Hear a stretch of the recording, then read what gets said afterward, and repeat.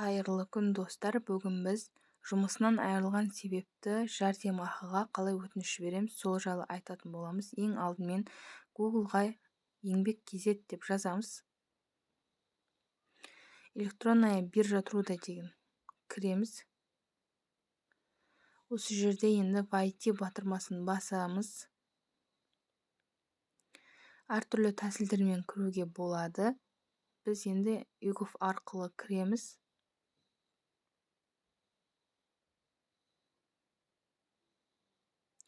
ЭЦП, выбрать сертификат, өздеріңіздің ЭЦП ключтарыңызды таңдап,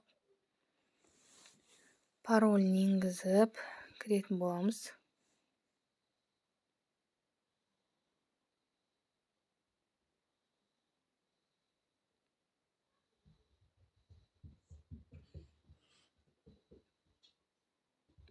Енді мой кабинетіне кіреміз. Бұл жерде сіздерде 6 ай пенсион күтісіп тұрған болу керек. Заңды түрде. Енді государственные услуги дегенге кіреміз.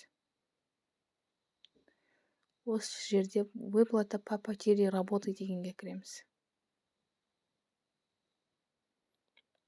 Подать заявление батырмасын басамыз.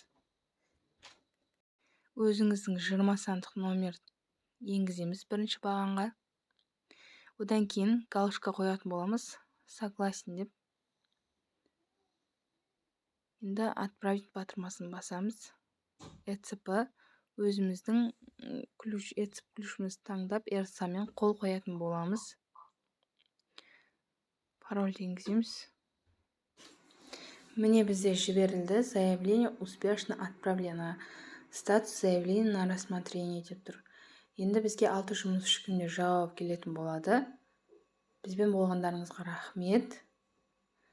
Каналыма тіркеліп жазылып қойыңыздар.